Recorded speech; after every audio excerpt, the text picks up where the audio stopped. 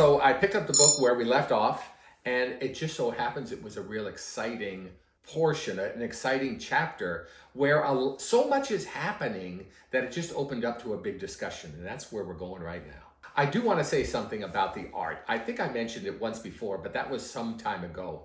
And as I'm just going through the pages, left to right, I'm just blown away by his artistry and how long it must have taken him to do this. Some of the panels are 2 pages wide, and the detail is incredible. It seems like he gets into a lot of detail sometimes when there's a lot of death and destruction, because he, I'm assuming, wanted you to see the horror of what was happening. And boy, did it come across very clear in this reading. Lots of details, and the town of Midland is going through it, or I should say the kingdom of Midland is really going through it right now. I don't think there's many survivors left. Midland, the city of Midland, the kingdom, is absolutely destroyed. Monsters everywhere, creatures, death. The townsfolk, if you can call them that, they've been slaughtered. There's a remnant. Isn't there always a remnant? There's a remnant that has survived, and it seems to be important to the plot, but Charlotte, Princess Charlotte, is still alive. The people of Midland think that's a big deal because they feel like, hey, the bloodline can continue, the kingship can continue, all she has to do is conceive. I never did understand that. Not being a Brit, being an American, I just don't get that whole king thing. Okay. I just don't feel like you get the best of the best when you're just relying on bloodline. Like, some people might be great, but some people might just not be cut out. Look at the various kings of Israel and Judah. Bible study, who would have guessed? The Judah, a lot of good kings. I was shocked my 30th time through the Bible, going through the history of the kings of Israel and Judah. There was actually a good king in Israel. I thought every one of them was a louse, but there was a good one. Shocking. But we digress. So that's what's going on. The kingdom is utterly destroyed. The man, if you can call him that, who's in control right now is the emperor, who is of the Kushan. He's more like a demon king to me. Yes, he is. He's horrible.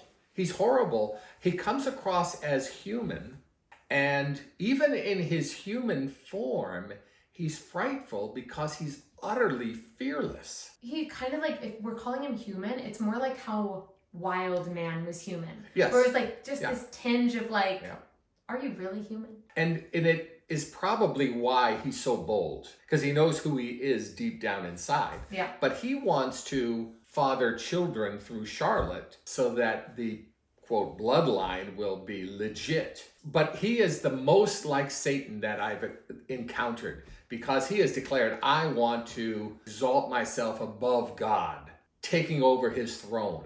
And he's crazy enough to think he can do it. Now, we still have no idea who God is in this whole these Berserk books, but I have to think it's some kind of being we just haven't encountered yet. I feel like they show us a god, which is like the God hand, the ethereal world or whatever, but there's definitely a force working towards good, because we see that in Guts' life. That's right. So there's kind of an unspoken good God, if you will. And these guys think that they're the real deal. Certainly it does, and those God hand folk.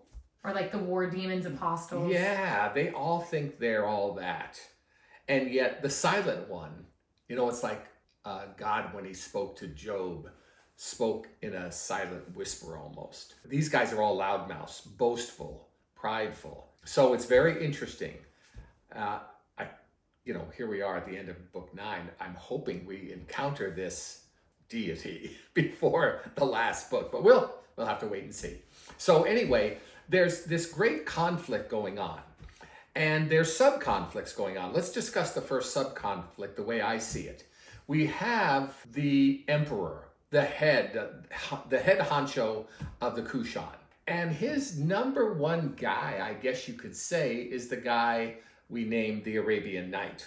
And he is a force to be reckoning with for the average folk. But you'll recall, way back when, Guts was able to just clobber him with the greatest of ease. So he's another guy that thinks he's all that. Yeah. But maybe now that he got hammered by Guts, maybe he realizes that, what is it Clint Eastwood used to say? Man's got to know his limitations. Yeah, he seems more composed. Yes, and he's got 2 henchmen with him, but there's a bit of cowering before the Emperor, I would say, including the 2 muscle-bound henchmen. They just seem to know that the top dog of the Kushan is definitely the Emperor, and there's no denying the Emperor thinks he's the top dog. But what has he unleashed? He's unleashed this whole demonic horde that has invaded the city, devoured the people, but what a horrible thing to have brought up. There's just nothing good about this kingdom. I always find myself asking for why. Yeah, why? Yeah. What's the purpose? Why Midland? Why Charlotte's bloodline? Like, what is underneath it all? I hope we're going to find out. It'd be terrible to get to the end and not have answers. I don't like when that happens. So that's group number 1, though, the Kushan Emperor and his minions. Group number 2 is another fellow that thinks he's top dog, and that's, I'm not even going to mention his name. You know who he is.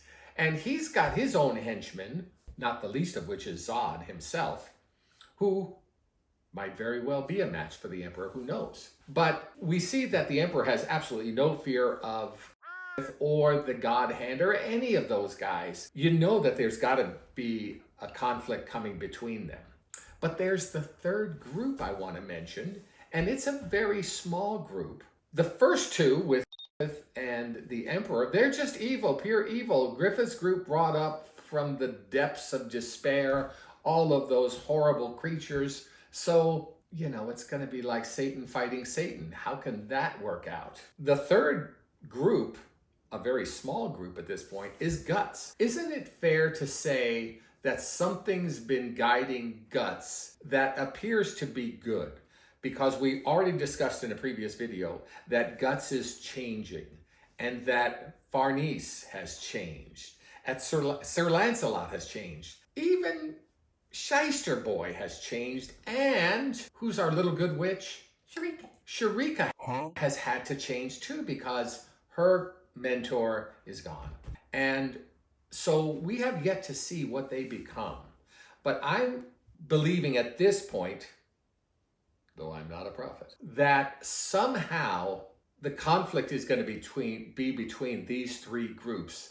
And we would have to say that right now, Guts' group is the weakest of the 3. But I feel like they're like a silent killer. They have guts. They have guts with now a berserker armor who can take on maybe everything, although it could cost him his life. Paradox. Yeah. Save everyone, but can't save yourself. Can't save yourself. So we're going to have to find out what happens. But that's my thoughts on what the future holds. And that means Guts is going to have to find followers to his group. Something he still hasn't warmed up to that idea. Remember, he's still a lone wolf. He's with this group and he's been with them for a long time and he's befriended them. But the closest he's come to befriending a big group was the Band of the Hawk, and they're all gone. They're all gone. So, except for the beloved Casca. And Reeker. Yeah, Reeker. I hope he shows up again because we did determine that he's brainy. Maybe not Sweet Jude brains, but pretty close. Plus, we like him. We just plain like him. So that's what I'm looking forward to. What's going to happen? We're closing out this book pretty soon. A few more chapters to go. But I am looking to see a group form around Guts. And hey, it's Berserk. It could happen. Who knows? So you can see we're back on the air. The reason we were gone a long time was we moved. We moved from Tennessee all the way across the country. But we're here now. We've got a house. We're in our studio, but not exactly set up the way we hope it to be set up. But that'll happen over the course of a week or 2. So in the meantime, we're ready to get back into Berserk and we're excited about it. And that's where we're going to go right now. In the meantime, if you're okay, In the meantime, like, subscribe, share with a friend. Oh, we love it when you share with a friend. And we'll be back. Goodbye.